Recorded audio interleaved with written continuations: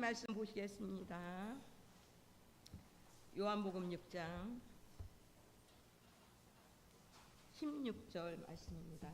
16절에서 21절까지입니다. 제가 봉독하겠습니다. 저물매 제자들이 바다에 내려가서 배를 타고 바다를 건너 가버나움으로 가는데 이미 어두웠고 예수는 아직 그들에게 오시지 아니하셨더니 큰 바람이 불어 파도가 일어나더라. 제자들이 노를 저어 10년쯤 가다가 예수께서 바다 위로 걸어 내려 가까이 오심을 보고 두려워하고는 이르시되 내니 두려워하지 말라 하신대 이에 기뻐서 배로 영접하니 배는 곧 그들이 가려던 땅에 이르렀더라. 이시간 목사님께서 물 위를 걸으신 표적 말씀을 주실 때 많은 은혜 받으시기 바랍니다. 기도하겠습니다. 하나님, 오늘 이 시간 말씀을 들을 때 하나님 우리의 귀를 열어주시고 우리의 영혼의 눈을 또 뜨게 하여 주시옵소서. 이 말씀을 그저 한 귀로 듣고 흘리지 않게 하시고 정말 우리 심령에 새겨지는 은혜가 이 시간 가운데, 이 오후 가운데 나타나게 하여 주시옵소서. 성령 하나님, 이 시간 우리 말씀을 잘 깨달아 알 수 있도록 우리에게 지혜 주시고 우리에게 믿음의 믿음을 더하여 주시옵소서. 예수 그리스도 이름으로 기도드립니다. 아멘. 이제 오늘 예수님의 표적, 그 5번째입니다. 물 위를 걸으셨던 그 표적에 대한 건데요. 여러분, 사람이 물 위를 걸을 수 있을까요? 없을까요? 없을까요, 진짜? 근데 여러분, 논리적으로 가능합니다. 논리적으로 어떻게 가능할까요? 그렇죠? 오른발이 빠지기 전에 왼발을 움직이면 되고, 왼발이 빠지기 전에 오른발을 움직이면 논리적으로는 사람이 물 위를 걸을 수가 있어요. 유튜브 영상 보시면 사람들이요, 그 물 위를 걷고 싶어가지고 막 도전하는 사람들이 있더라고요. 진짜로 막 빨리 달려가지고 얼마큼 멀리 가나 막 이런 것들을 하는 사람들이 있더라고요. 근데 여러분, 동물들 중에 물 위를 걷는 동물이 있습니다. 아세요? 도마뱀. 그 도마뱀 이름이 원래는 바실리크 도마뱀인데 별칭이 있습니다. 예수 그리스도 도마뱀이라고 되어 있어요. 진짜 한문 이름이 지저스 크라이스트 그 도마뱀이라고 이렇게 되어 있어요. 그걸 보면은 이 도마뱀이요, 진짜 막 이러면서 물 위를 막 뛰어갑니다. 여러분, 사람이 아까도 얘기했지만 왼발이 빠지기 전에 오른발을 옮기고 이렇게 하려면 어느 정도 속도로 달려야 물 위를 걸어주는 줄 아세요? 시속 112km를 달리면 사람도 그 도마뱀처럼 물 위를 막 이렇게 뛰어갈 수 있다고 이야기를 합니다. 여러분, 오늘 주님께서 물 위를 걸으셨다라고 하는데 주님이 112km로 달리셨을까요? 아니죠. 주님이 여러분 천천히 걸어오셨다라고 이야기를 해요. 그럼 당연히 여러분, 사람은 어떻게 돼야 돼요? 빠지는 게 정상이죠. 아니면 우리 주님이 깃털처럼 가벼워서 둥둥 떠다니시는 것도 아닐 거잖아요. 여러분, 우리가 이 사실, 이 표적을 딱 접했을 때 우리 마음 가운데 어떤 마음이 들어야 되냐면, 이 말씀은, 이 기적은 사실이다. 여러분, 우리가 지금 논리적으로 생각해봤지만 사람이 물 위를 걷는 건 불가능하잖아요. 근데 그 불가능한 걸 주님이 오늘 어떻게 하셨다라는 거예요? 행하셨다라고 하시는 거죠. 그러면 우리는 이 말씀을 접할 때 어떤 마음으로 받아들이셔야 돼요? 아멘으로 받아들이시는 줄 믿습니다. 이 말씀은 진짜는 아닐 거야. 그래서 진짜 많은 학자들이요, 어떻게 이야기를 하냐면, 멀리서 봐서 그런다. 요한이 멀리서 봤더니 수평선하고 이렇게 주님이 걸어오신 거랑 맞닿아서 주님이 원래 물 위를 걸은 게 아니라 이렇게 땅 위를 걸으셨는데 그냥 착시 효과로 주님이 물 위를 걸은 것처럼 보였을 뿐이다. 진짜 이렇게 해석하려고 하는 신학자들도 있습니다. 왜냐하면 논리적으로 사람이 물 위를 걷는 게 안 되니까. 자, 그러면 여러분, 오늘 표적이 여러분 기적하고는 좀 다르다고 계속 말씀을 드렸잖아요.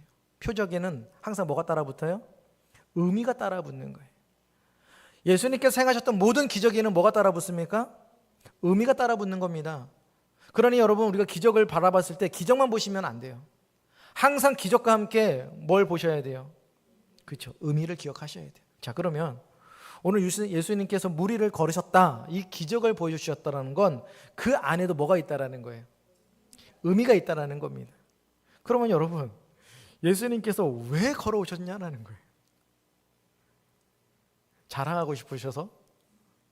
아니면 제자들이 확 놀래키고 싶어서? 그런 건 아니겠죠. 여러분, 예수님께서 이 무리를 걸어오실 수밖에 없었던 여러분 그 이유를 보면 사람들이 어떻게 하냐면 20절 말씀 한번 읽어볼까요, 우리요? 20절 말씀 함께 있습니다. 20절 아니고 15절 말씀을 함께 읽겠습니다. 시작. 그러므로 예수께서 그들이 와서 자기를 억지로 붙들어 임금으로 삼으려는 줄 아시고 다시 혼자 산으로 떠나가시니라. 여러분, 사람들이 오병이의 기적을 보고요, 난리가 났어요. 그래서 억지로 예수님을 붙잡아서 어떻게 하려고 합니까? 임금 삼으려고 했대요. 자, 그러면 여러분, 엄청나게 많은 사람이에요. 5천 명. 여러분, 어른만 여러분 이렇게 했을 때 5천 명인데 정말 남자 여자 다 하면 거의 2만 명이 넘어갑니다. 그러면요, 당시로는요 정말 엄청난 인파입니다. 그러면 예수님이 가는 골목, 예수님이 계시는 곳, 아마 모든 사람들이 다 포진해 있었을 거예요. 여러분, 그래서 예수님께서 그 건너편으로 가시려고 할 때 사람들이 다 포진하고 있으니 일반적인 방식으로는 가실 수는 없었던 거예요. 그러니까 어떤 방식을 선택하시는 거예요? 이런 놀라운 무리를 걸어가는 그런 놀라운 기적의 방법을 선택하시는데, 자, 그러면 중요한 건 예수님께서 언제 걸어가셨냐는 거예요. 그렇죠. 밤늦게, 밤 사경에, 밤 사경이라고 되어 있어요. 여러분, 밤 사경이 언제냐면 새벽 3시에서 5시 사이입니다. 제일 깜깜할 때예요. 제일 깜깜할 때 주님께서 무리를 걸어서 제자들에게 오셨다라고 되어 있습니다. 여러분, 오늘 읽었던 이 말씀의 기적은요, 마태복음 14장, 마가복음 6장, 요한복음 6장, 누가복음에만 이 기적이 빠져 있고요, 나머지 마태, 마가, 요한의 이 모든 기록이 기록되어져 있습니다. 예수님께서 여러분 이 기적을 베푸신 후에 뭘 하셨을까요? 마가복음을 보면 나옵니다. 우리 마가복음 6장 46절, 마가복음 6장 46절을 함께 보겠습니다. 시작. 무리를 작별하신 후에 기도하러 산에 가시니라. 뭐하러 가셨다고요? 그렇죠. 주님께서 오병이의 기적을 다 보여주시고 나서 다른 데 쉬러 가신 게 아니라 뭐하러 가셨다고요? 기도하러 가셨다라고 되어 있어요. 기도하러 가셨는데 누구랑 같이 가세요? 혼자 가세요. 제자들 데리고 가신 게 아니라 혼자 올라가셔서 기도하셨다라는 거예요. 그럼 나머지 그 시간 동안에 제자들은 어떻게 하셨습니까? 밑에 있었겠죠. 자, 그러면 여러분, 주님께서 올라가셔서 기도하셨을 때 어떤 기도하셨을까요? 뭐 정확하게 솔직히 성경에서 뭐라고 나와 있지 않으니까 알 수는 없지만, 여러분, 우리가 예수님께서 이 오병이의 기적 후에 설교를 쭉 하신 내용을 보면 대충 어느 정도는 유추는 할 수 있습니다. 하나님, 저 사람들이 표적에 마음 뺏기지 않고 정말 그 표적을 통하여서 하나님이 보내신 내가 누구인지를 고백할 수 있는 그런 백성들 될 수 있도록 하나님 그 영안을 열어주시고 하나님 믿음을 열어주시옵소서. 여러분, 그것이 아마 예수님의 기도의 여러분 내용이었을 겁니다. 여러분, 제자들이 여러분 예수님이 어디 간지 몰라요. 막 찾아 헤맵니다. 마침내 예수님이 저 바다 건너편에 계실까라고 해서 밤에 어떻게 합니까? 부랴부랴 그 밤에 배를 타고 건너갑니다. 근데 여러분, 잔잔한 여러분 이 바다도요 엄청 무섭습니다. 혹시 밤에 배 타보셨어요? 전 타봤습니다. 제가 남양주에서 부교육자 사역할 때 그 담임 목사님이 춘천 호수 상류에 기도처를 하나 갖고 계셨어요.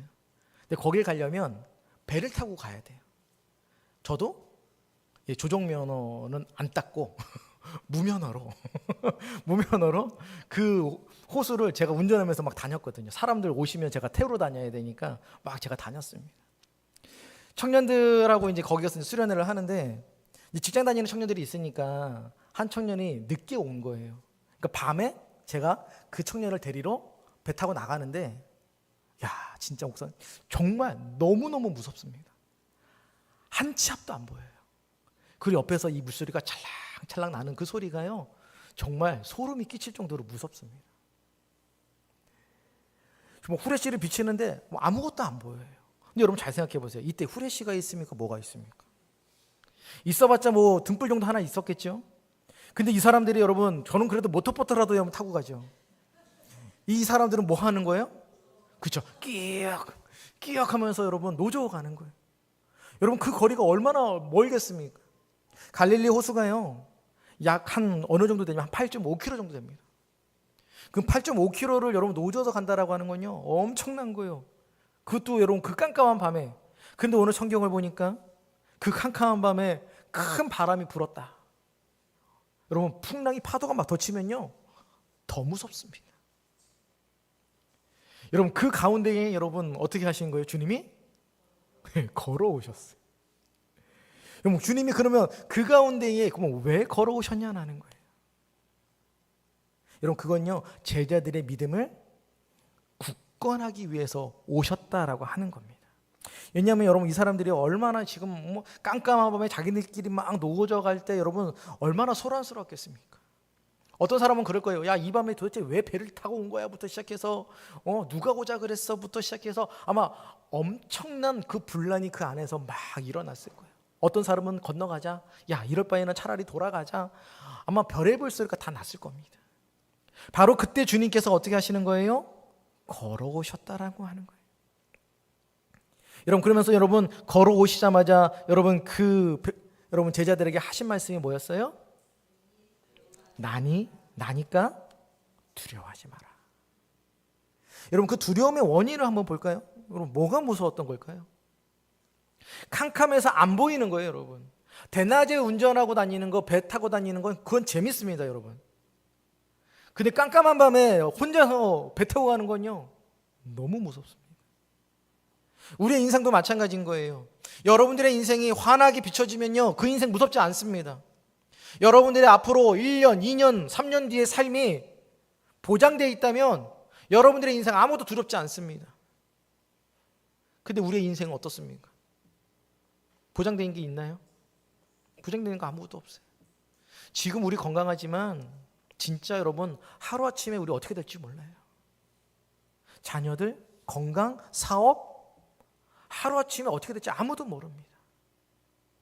우리는 그런 항상 막연함 가운데 살아갑니다.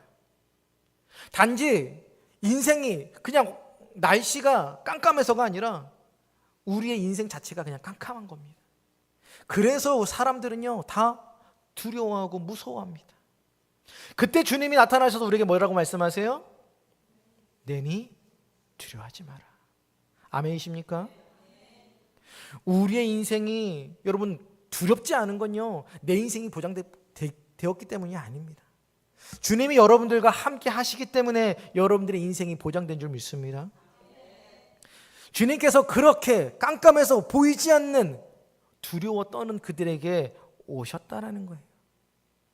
큰 풍랑이 있는 그 가운데에 주님이 걸어 오셨다라는 거예요.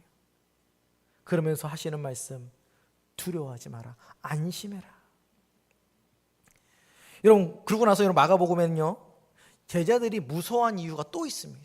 우리 6장 49절입니다. 마가복음 6장 49절을 보면 제자들이 무서워한 이유가 있는데요. 화면 보고 있습니다. 시작. 제자들이 그가 바다 위로 걸어오심을 보고 유령인가 하여 소리 지르니. 자, 누구라고요? 당연하죠. 여러분 사람이 물 위를 걸어온다는 걸 상상이나 하겠습니까?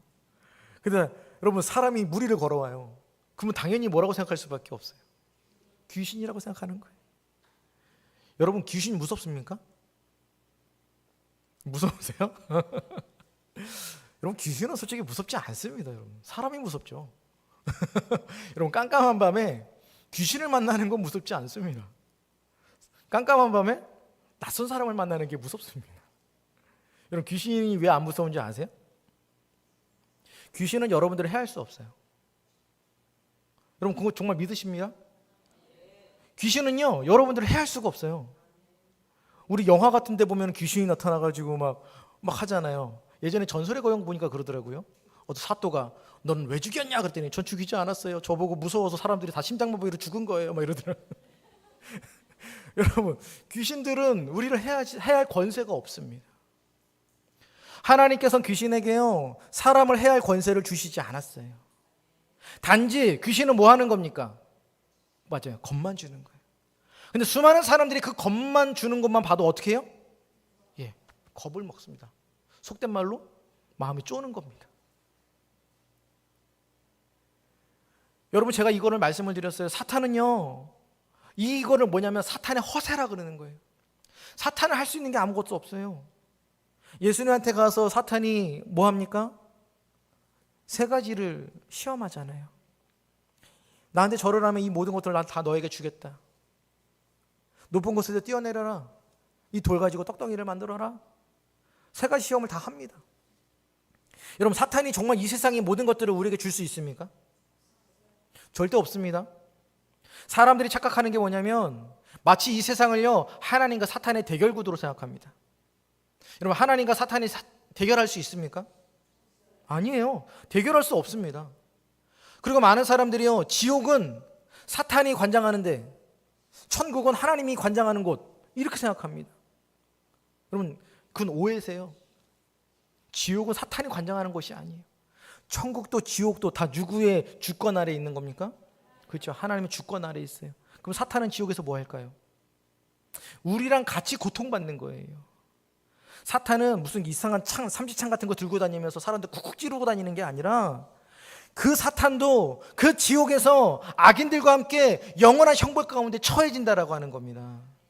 여러분, 그게 사탄의 여러분 본 모습이에요. 근데 마치 사탄은 뭐라고 이야기하는 거예요? 내가 이 세상을 관장한다. 내가 이 세상의 주인이다. 나에게 절을 하면 내가 너에게 모든 것을 다 줄 수 있다. 여러분, 이 제자들도 이 사탄이라고 하는 그 실체에 대해서 바라게 알았더라면 아무리 귀신이 걸어온다 할지라도요, 두려워하지 않았을 거예요. 여러분, 우리가 귀신 여러분 혹시라도 기도하시다가 보실 수 있어요? 하지만 두려워하지 마십시오. 아무것도 아니에요. 정말 아무것도 아닙니다. 여러분들 아무리 해할 수도 없어요. 뭐 이렇게 막 잠자는 가운데 뭐 조상이 막 나타나고, 여러분 속지 마십시오. 정말 귀신은요, 여러분들한테 아무것도 할 수 없어요. 여러분들에게 뭔가를 하실 수 있는 분은 누구밖에 없으십니까? 그렇죠. 하나님 한 분밖에 없는 줄 믿습니다. 여러분, 그러니 여러분 제자들은요, 이 사탄의 허세에 넘어가는 거예요. 세상을 살아갈 때도요, 우리가 막 두려워하고 우리가 막 이렇게 하는 이유는요, 그 사탄의 허세에 다들 사람들이 다 속아나가는 거예요.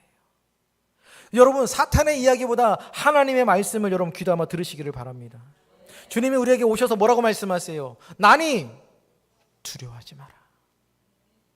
주님이 분명히 말씀하십니다. 두려워하지 말라고. 근데 왜 두려워하십니까? 여러분, 정말 두려워하지 마십시오. 여러분들의 인생이 아무리 깜깜해서 안 보이는데 할지라도 두려워 마십시오. 주변에서 아무리 이런 사탄의 악한 권세들이 여러분들을 삼키려고 애워싸도 두려워하지 마십시오. 그것들은 여러분들을 아무렇게 어떻게 할 수가 없습니다. 자, 주님이 오셔서 그 불안 가운데 휩싸여 있는 사람들에게, 그 제자들에게 오셔서 6장 20절에서 나니 두려워하지 말아라 라고 이렇게 말씀을 하세요. 여러분 보세요. 지금 내가 너희와 함께 하고 있으니 두려워하지 말라라고 말씀하셔요. 그러면 여러분, 제가 예전에도 말씀을 드렸지만 우리가 두려워하지 않고 무서워하지 않으려면 그 두려움의 원인이 없어져야지 안 되는 거예요. 그렇죠? 여러분, 지금 막 우리가 집을 팔아야 해서 막 나가야 되는데 그것 때문에 염려가 된단 말이에요. 그럼 내가 염려 안 하려면 어떻게 돼야 돼요? 집이 팔려야 더 이상 염려를 안 하죠. 집 내놓으셨어요, 권사님? 근데 우리는요, 주님이 말씀하세요. 그러면 주님께 기도하면 집이 팔립니까? 팔리죠. 근데 안 팔릴 수도 있어요. 오늘 주님이 우리에게 얘기하세요. 나니까 두려워하지 말아라 라고 하는 건 두 가지 의미가 있습니다. 첫 번째는 원인이 제거되지 않아도 주님 한 분만으로 우리는 만족할 수 있어야 한다, 그 얘기를 하시는 거예요.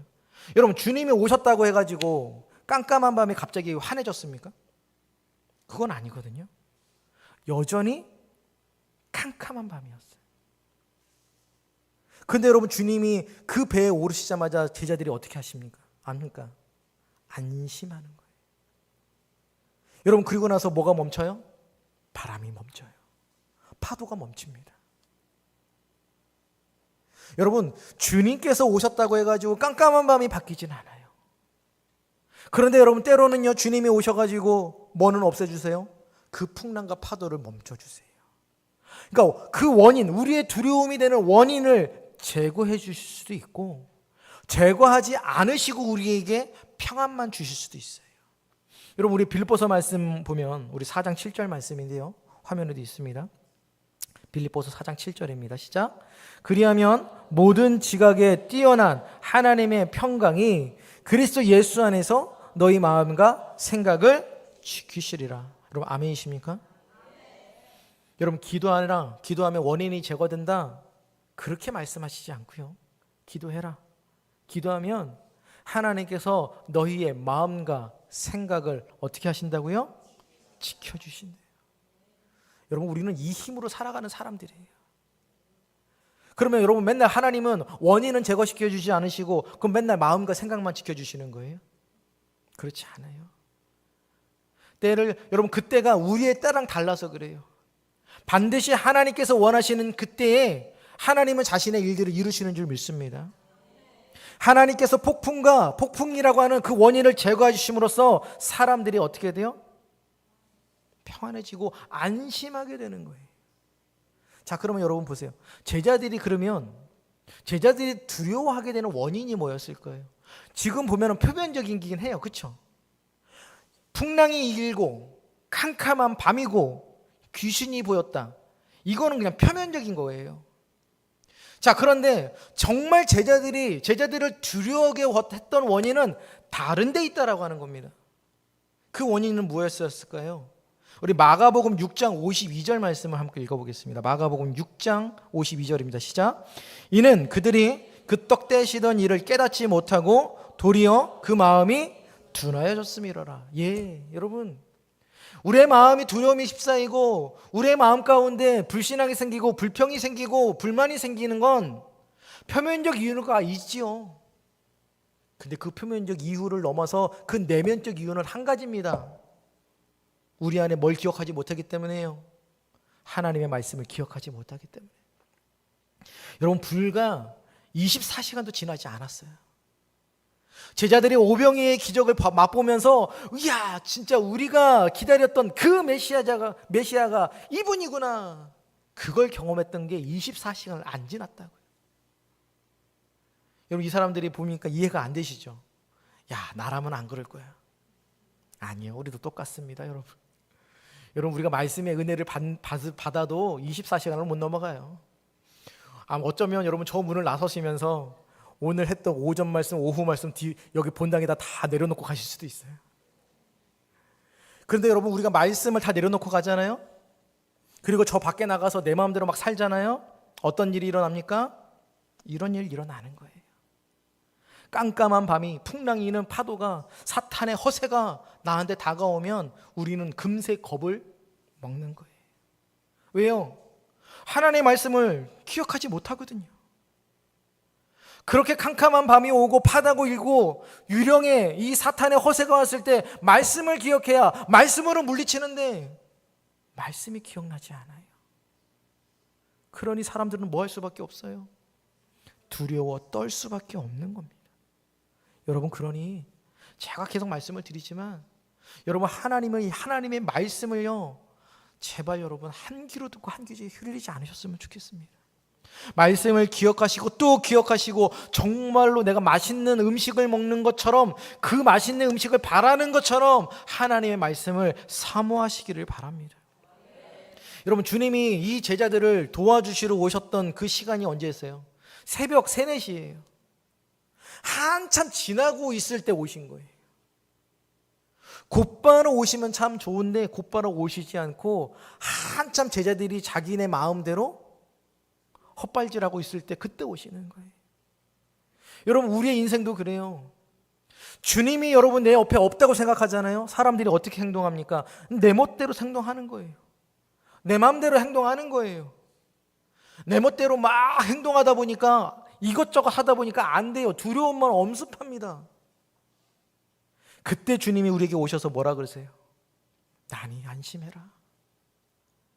여러분, 정말 제자들도 그랬어요. 제자들도 자신의 노력과 자신의 힘으로 발버둥을 치는 거예요. 자신의 힘으로 이 폭풍을 좀 건너보려고 노력해 보는 거예요. 근데 그들의 힘으로 됐습니까? 안 돼요. 주님이 그들과 함께 하는 순간 인생의 풍랑이 멈추는 줄 믿습니다. 그들을 두렵게 했던 그 원인들도 다 제거되는 줄 믿습니다. 자, 그러면 주님께서 걸어오셨던 이유가 뭐냐라는 거예요. 주님께서 그 무리를 걸어오셨던 이유는 한 가지입니다. 나를 바라보고 너희의 믿음이 굳건해져라는 거예요. 여러분, 하나님 예수님은 누구신가에 대한 질문을 우리가 계속 던지라고 말씀을 드렸죠. 오늘은 이 무리를 걸으시는 예수님을 바라보면서 우리는 어떤 대답을 해야 되나요? 주님은 우리의 믿음을 강건하게 하시는 분이십니다. 주님은 우리를 안심시키시는 분이십니다. 여러분, 우리가 아무리 기가 막힌 웅덩이에 빠져 있을지라도 주님이 나와 함께 하시면 우리는 안전한 줄 믿습니다. 주님은 매 순간마다 여러분들 오셔서 말씀하세요. 나니 안심해라. 두려워하지 말아라. 여러분, 이 말씀은요, 그냥 허공에 맴도는 말씀이 아니에요. 정말 여러분들에게 행하시는 말씀인 줄 믿습니다. 오늘도 이제 그 박주옥 권사님 큰딸 우리 소미자매가 내일 이제 수술을 받으러 오늘 갔어요. 오늘 입원을 합니다. 같이 기도해 주시기 바래요. 손가락에 좀 염증이 있어서 조금 큰 수술이에요. 골반뼈를 좀 이렇게 추출을 해서 그거를 좀 이식해야 되는 또 그런 수술입니다. 여러분, 제가 항상 수술을 하러 간다 그러면은 제가 하는 기도가 있어요. 하나님, 우리는 그 수술실에 들어가지 못합니다. 그렇죠? 아무리 사랑하는 사람이 여러분 아파서 배우자가, 부모가, 자녀가, 목회자가 그 수술실 안까지 못 따라 들어가요. 근데 여러분, 하나님은 그 자리에 함께 하시는 줄 믿습니다. 하나님은요, 못 가시는 데가 없어요. 여러분들이 계시는 그 모든 곳에 하나님이 거하시는 줄 믿습니다. 그러니 여러분, 의사의 손을 의지해 가지고 내가 안심하는 게 아니라 그 수술실 가운데 나와 함께 하시는 그 하나님을 바라보심으로 우리는 위로받고 안심할 수 있는 겁니다. 여러분, 그런 믿음의 확신이 여러분들 가운데 있기를 간절히 소망합니다. 이제 말씀을 정리합니다. 여러분, 주님께서 우리가 어려움을 공고함에 처하시면요, 언제든지 찾아오시는 분이세요. 그 어려움을 그냥 가만히 내버려 두지 않습니다. 오셔서 우리의 마음을 평안케 하시고 우리에게 믿음을 더욱더 북돋아 주시는 거예요. 또한 때를 따라서는 우리의 두려움의 원인들도 다 제거해 주십니다. 그러니 여러분, 우리의 두려움을 없애시고 우리에게 믿음을 주시는, 우리에게 안심을 주시는 그 예수 그리스도를 믿음으로 고백하시기를 바랍니다. 세상 사람들은요, 그걸 모르니까 자기의 어떤 행동, 자기를 의지하며 살아갑니다. 근데 우리는 아니에요. 여러분, 그러니 항상 하나님의 말씀을 기억하시기를 바랍니다. 오늘 들었던 말씀들 계속 여러분 우리가 망각하고 살아가 버리면 제자들처럼 되는 거예요. 떡 되시던 걸 잊어버리는 순간 그들의 마음이 어떻게 됩니까? 둔해지는 겁니다. 둔해지면 하나님 말씀 생각 안 나고, 하나님 말씀 생각 안 나면 보이는 현상에 겁먹게 되는 겁니다. 그러니 여러분, 하나님 말씀을 정말 가까이 하시고 그 말씀으로 인하여 여러분들의 영안이 띄어지기를 주의 이름으로 축원합니다. 그리고 그 말씀에 힘입어서 하나님 앞에 담대히 나아가셔서 내니 두려워하지 말아라 라고 하는 그 하나님의 음성을 들으시는 여러분들 되시기를 주의 이름으로 간절히 부탁을 드리겠습니다.